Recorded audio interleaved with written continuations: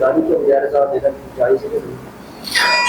دیکھیں بیٹا، شوق تو بندے کو ہوتا ہے، جو داڑھی موڑتا ہے کہ میں بھی اذان دوں، شوق تو اس کو بھی ہوتا ہے۔ اگر اس کو یہ شوق ہو کہ میں نماز پڑھاؤں تو نماز پڑھا سکے گا؟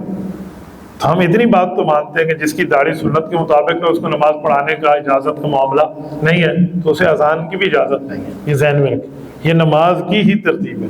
اس لیے کوئی بندہ چاہتا ہے کہ میں نماز اذان دوں تو اس کو چاہیے یہ اپنی شکل بھی ویسے بنائے جیسے کہ حضور علیہ الصلوۃ والسلام کا طریقہ ہے۔ تو اسی لیے بعض علماء تو اتنی سختی کرتے ہیں کہ جس نے داڑھی کے بغیر اذان دی دوسرے کو تو اذان دے، تاکہ اس بندے کو یہ احساس ہو کہ یار میں یہ کام غلط کر رہا ہوں۔ اس میں کوئی مولوی صاحب کا لینا دینا نہیں ہے۔ اے نہیں بھائی عزی شان بیٹھے ایسا کہ داڑھی منڈے اذان دیتے ایسی نہیں منتے، یہ ان کی اور میری کیا حیثیت ہے؟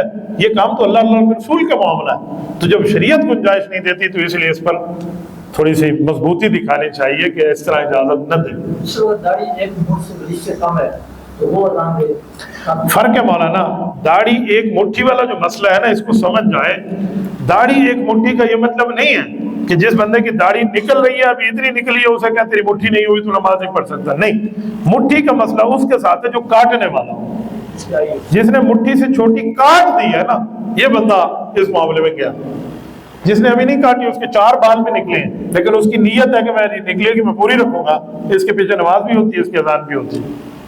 ایک مٹھی کم از کم اس کے لیے جو کاٹنے کے معاملات۔